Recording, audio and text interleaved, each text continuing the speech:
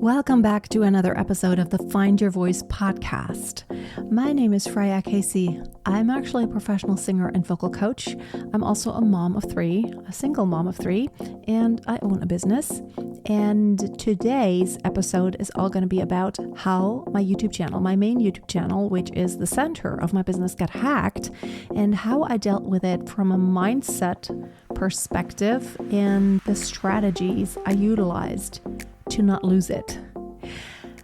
It is scary when everything depends on one thing, which is actually really, really bad to have that situation. I don't quite have that situation to where everything depends 100% on my YouTube channel, which has currently 274,000 subscribers, which is, it's not small, but it's not a huge YouTube channel. But in my world, that is a lot. I've worked hard on it and I have thousands of videos, so many hours of work invested into that channel of putting out singing tutorials to help singers all over the world better control over their voice and just sound beautiful and just, become a better singer. I got a lot of messages when the channel was offline and it was completely gone at some point. Someone hijacked it. They hacked into my Google account. Despite all the two-factor authentication, I made a different video about it. I will put the link in the description where I explain everything about it, how this happened, and the timeline, and how long it took to recover, and how I got it recovered. So all is well now. And here's what happened though. It's a really scary thing. So there were a lot of lessons to be learned in this. And this is always what I tell myself while something is going on that would probably make everyone freak out. I can't say that I was calm. By no means was I just like, okay, I'm relaxed. I was stressed. But I always know that in situations where everything seems to be out of control, I know that that is a moment. And I know that everything will be okay. It could be so much worse. I still had my Instagram, my Facebook, I technically have TikTok, but it's not a big thing there. But I had those other platforms. And what I learned was that, a lot of times you post things or you send out emails, you don't get a lot of responses sometimes. And this time, it was very touching, and just to see how many people actually cared. I got so many dozens and dozens of messages via email. We sent out an email just because we wanted to protect people to not while that scam account was up, because they hijacked my account. We didn't want anyone to unsubscribe because suddenly they found completely different content on there which was about cryptocurrency like Ripple. Obviously not for me. We wanted to protect everyone, and we wanted to let everyone know that I didn't suddenly lose my mind. And also I didn't take down my videos, because I got messages from people saying, I was just looking for this warm-up video that I use all the time and it's not there. Someone actually commented, I got really upset and nervous because I have a gig coming up and your warm-up videos weren't there.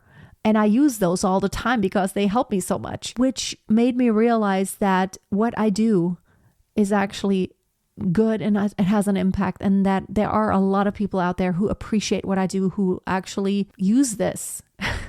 And also there are a lot of people who care. So many messages on Instagram and on Facebook and via the email who responded, and everyone just expressing their sympathy of this is a horrible thing. Who would do this? And, of course, some people had theories of oh, maybe they just don't like you. This has nothing to do with me. This hacker doesn't know me. This is just something they do to anyone who has a following on YouTube. And I realized that I have a great community, and that those people, everyone who responded, took the time to tell me that they care. And that they are in this with me because they are part of my community, that we have something together. That was a big learning. And what it also made me realize is maybe I should open up even a bit more. A lot of times we have our business, which maybe has nothing to do with us personally, but it always does, of course.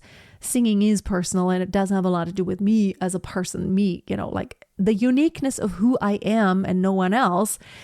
There are other people who put out singing tutorials, but why do they follow me?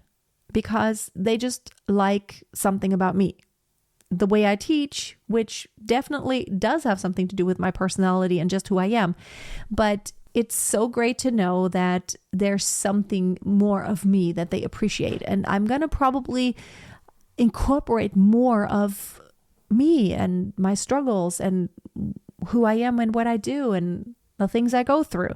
I actually have always been quite vulnerable when it comes to singing. I don't mind posting something that's, full of imperfections. Maybe I do sing professionally, so it's not like horrible or anything. But I do frequently post videos. I just this week posted a video on my opera channel where I just went through, I'm practicing this. This is not working out yet. I have these very squeaky high pitches because I'm exploring my whistle tone, and it's something I haven't done for many years, but I'm determined to nail it once again. And it sounded bad on the top. It was squeaky and I didn't have control. I couldn't nail it yet, but it's a work in progress. And I believe in just being vulnerable and letting your own personality and what's actually truly going on shine through. That's what people appreciate. I have actually realized that by putting up more content, we've been putting up so much content, 3 long form videos on YouTube every week and 3 short form videos every single day on all the platforms, which is TikTok, YouTube, and Instagram. And what I've noticed is that, especially on Instagram, those videos that just have me not produced, not with a good microphone, but just my phone, turn it on, and I made a video where I just sing while I'm cooking. I'm just stirring in the pot and I'm singing at the same time. Those are the kind of things that get a lot of views because people see that it's not fake, it's not produced. They know it's real. And that's what everyone wants in this world nowadays, especially in this world where AI can do pretty much anything. I mean, you could feed AI a video of me let's not take me as an example. I'm not that important in this world, but when, like in the political world or in the cultural world, I am important in my little world here, but let's just maybe, not Joe Biden. Now it's Kamala Harris or Donald Trump. Anyone could take a video, feed it to AI, and make it say anything, whatever they want the person to say, although the person has never said it. So don't believe anything that you see anyone put up. Like really, literally, don't just automatically believe anything because you can do anything. There's an app now where it makes you sing any cover song with your voice. It learns how your voice sounds, and then you become a professional singer because it's going to help you sing that song and cover it, but exactly like the original singer. It's going to copy exactly what the original singer does, except with your voice color, with your actual voice. And you can train AI nowadays to copy voices, to copy video. There's actually a program that I bought last year, I think it was. I've had it. They had this special deal where lifetime access for a really small amount of money because it was a very new company, a new tool. And I thought it was ingenious. I thought, this is really cool. I haven't used it, but it does this. You record a video of yourself. For example, what if someone signs up for one of my singing programs, the membership program, which our goal is to scale it big time, to have thousands of people in there. I could record a video welcoming the person. And I say, hey there, name. I just say the word name. Hey there, name. It's so awesome that you signed up. Here's what you can expect. And you can put different things in there, use a word, and then that trigger word, that tool can actually substitute that trigger word with any word you want it to, with your voice. And the video, it's gonna be synced. It's like the video is gonna say whatever you want it to say. And then it's gonna say, hey there, Michelle, or hey there, whatever name. And it's gonna sound like you made that video just for them. So we are still small enough in my business to where we can actually, and we're doing this right now, we are sending every new member an actual personal individual video. It's an actual person. It's not me, it's my assistant, but she's the community manager. She actually sends a video to every new member, but there might come the time where that's not the case. So, but it makes me rethink. It's like, do people actually really want this? Do they want something that's AI generated? I mean, they may not know it. And that's the point. We would like to do this for everyone individually, but when it becomes too big, it's not possible anymore. But we still want to get that level of feeling like it is personal. But nowadays with AI, you can do anything. How did I get on this tangent? Let's get back into this hacking situation. So for 2 days, I had no YouTube channel. And it also made me realize that it's a good idea to have other avenues of contacting my followers. I did have my email list and the other social platforms, and thankfully enough, I could connect there. But what we're going to do from now on, we're also going to upload every video to my website as the blog, and we're going to accompany it with a little summary or something.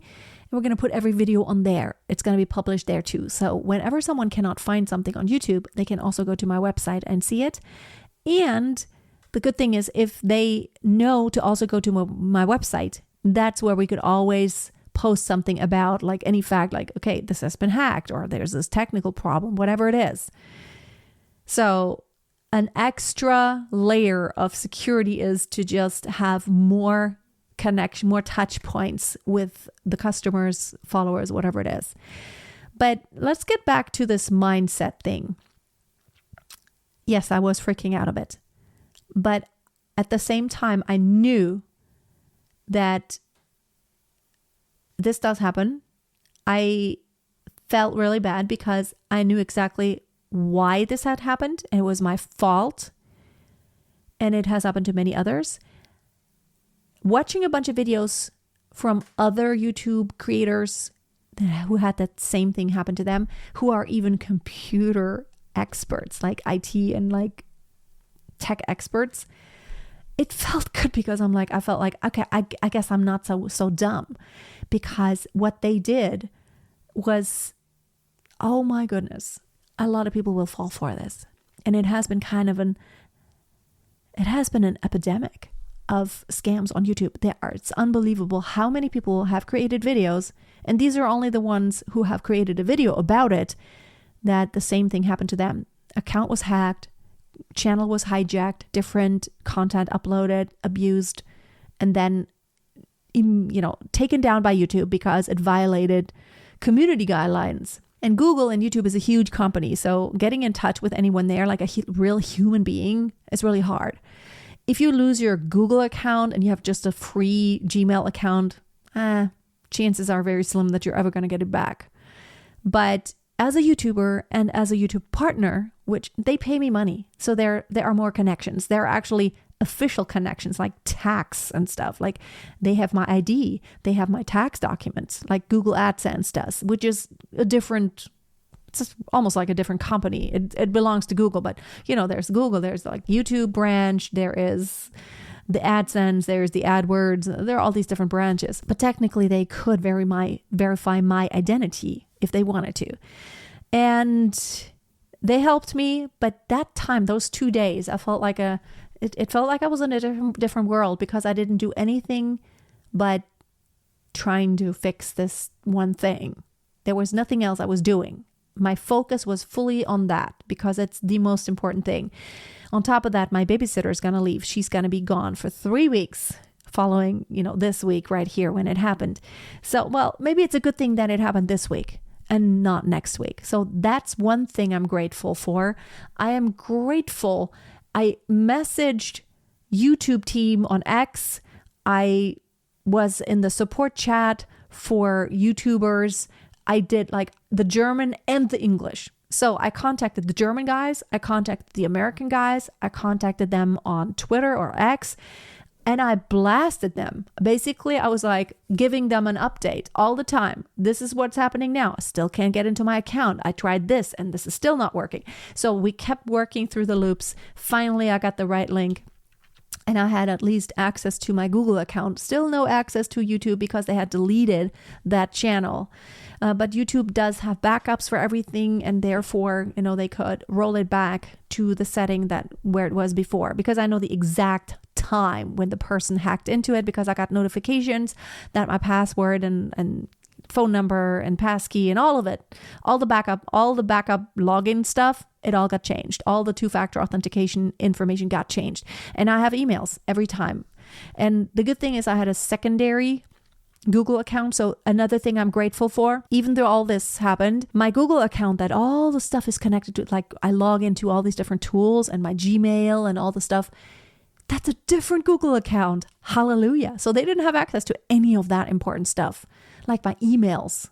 That other YouTube account that's connected to my channel, the only emails that I receive there is like that come from YouTube about notifications about my channel, which I never check. So in the midst of all that, I was just grateful. And I always knew. I almost felt like excited a little bit. On the one hand, I was anxious. On the other side, I was excited because I was like, well, technically, they can take away my YouTube channel. And even if I never get it back, I could start all over again. I'm not at zero. I have the knowledge and experience to do the exact same thing again. I could start from scratch. I could start creating new videos. And maybe they would get more views right off the bat. And it maybe would start growing much faster because I can start with much higher quality than I started out with 10 years ago when I started this whole thing. So in the midst of all that, there was a little bit of excitement. It's like, well, if it doesn't work out, it's going to be okay. I always knew it's going to be okay because I've always been this way. When something goes wrong, I immediately go to work in my mind. Okay, what's the alternative? Plan B. Let's go on to the next one. What's the solution? How am I continuing? I'm never stopping, putting my head in the sand and be like, oh no, this is the end. I'm always having this perspective of, okay, it's okay to be upset. It's okay to be grieving, whatever it is, whatever the situation is. But always knowing, always thinking ahead and actually being excited about, okay, now I can do something different. A different era begins. And that is exciting. To me, maybe that's just how I'm wired. To me, change is actually an exciting thing. Even in the past when when a relationship ended, it's not like it was great or joyful. There was nothing awesome about it. It was not what I desired. But at the same time, I felt excited about, well, I guess it's time to, it's a change in life. It happens and it's an opportunity to like, how am I going to make it better from now on? How am I going to make an even better life? Maybe there's something even better. And that's always what I tell myself. We just like, God closes a door because there's something even better.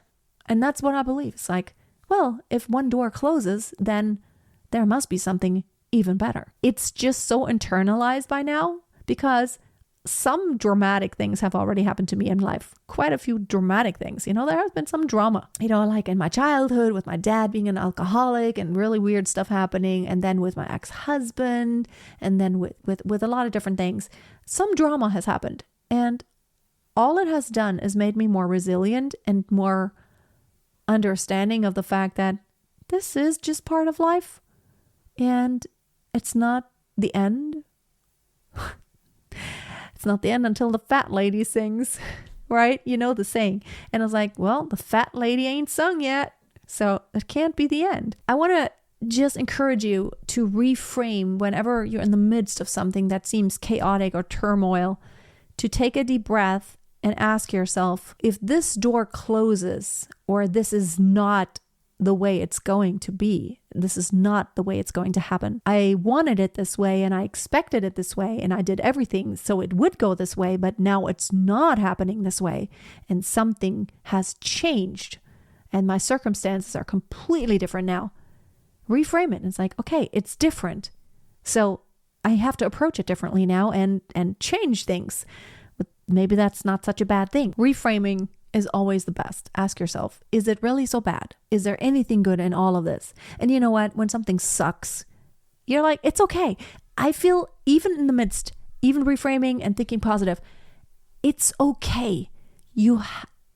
For me, it's like, I want to be in this situation sometimes where I feel bad, desperate. I want to cry. I'm freaking out. I'm anxious for about 5 minutes. I'm allowing myself I think it's a good thing. Don't suppress, don't like try to, it's not even a bad thing. I'm reframing that even. It's not even bad to feel that way. I allow myself to just be in my humanness and just to be that biological human, and it's normal. That is a threat. I perceived it as a threat initially. It's not what I desired, and it's absolutely okay. I love feeling it because I know I'm going to get out of that. I know I'm going to come out of this, and in the future, there will be all this joy. So if there's going to be all this joy, it's okay if there's sometimes this grief or anxiety, whatever it is. Who says any feeling is even negative? I don't even see it as negative. Maybe it doesn't feel good, but I don't feel like it's negative. Even sadness, or even when I cry, in the midst, it's like, thank you, I'm alive. I'm feeling this. I appreciate being able to feel this. I know there are some human beings who don't feel this. They don't feel it. I feel like they're missing out. And now my stomach is growling because I'm very hungry. I have been doing intermittent fasting for past 2 months. I don't eat breakfast. I eat afternoon. So after 12 p.m. I eat. I still get just as many calories during the day. And I also cut out sugar completely. No sugar. Nothing. Nada. No, none. I don't even add honey. I'm not sweetening anything. I do eat fruit. All the things. My coffee, my tea, no sweetener. Not even a substitute. Because I have weaned myself off of sweet taste or craving like this needs to be sweet. A banana is sweet. You know, a nectarine or peach, which are now in season. And I love peach season. Peaches are sweet. And raspberries are sweet and tangy. And I love that. I don't need any other sweet than the natural. I actually make my oatmeal now with no sweetener. I just put some strawberries on top or blackberries or blueberries, and that's enough. I have gotten used to it. I've lost a little bit of weight, not a lot, but I just feel a lot better. I used to have a little bit of acne, like right around here. It has completely disappeared because probably now my blood sugar has evened out. I don't have insulin spikes, and that's a good thing. I'm 50, so all this stuff, perimenopause, menopause, hormonal changes, which I have 0 symptoms, and this has gone away. Those little breakouts have gone away. Good thing. See, there's so much to be grateful for. A YouTube channel disappearing, it's not anyone dying. And even someone dying, it's like, it is part of life. It is. It just is. I just don't even like to say that, oh, this is this tragic thing. I do understand that someone who lost someone, it's like the fact that like I would have liked to be with that person, like here and now, not later in another dimension. Like now, I want this person. Like I want my children with me. I want that. I don't want them to pass away or die or something to happen. I don't want that. But even if something did happen to where someone I loved passed away, which has happened before, and it will happen again, I think it's good to allow yourself to feel all the feelings. You have to feel all the feelings. It's normal. It's part of that human experience. And I appreciate that. It's what we're supposed to feel. I feel like it's a good thing. But then also knowing that there's so much more to this life beyond what we perceive as life. Okay, not going to get into all this philosophy now. Thank you so much for watching today. I'm going to wrap it up. And I'm going to go into a holiday now for 3 weeks. I'm having no child care for my kids. And we're going to take road trips. Going to keep working on getting my E2 visa so that we can go to the States ASAP, because I've decided to actually go to the States next year in 2025 instead of 2026. And I'll tell you more about all my plans in the next one, hopefully. I haven't been consistent here because I have decided I'm going to focus 100% on my singing channel, on that business, because it's the one everything is going to depend on. My income depends on it, and my visa to the States depends on it, and how long, if I can renew it. Eventually, it's all going to depend on that business. So I'm going to focus on that 100%. Have an amazing day, and keep dreaming big. Keep dreaming big, because dreams do come true, and A winner is a dreamer who never gives up.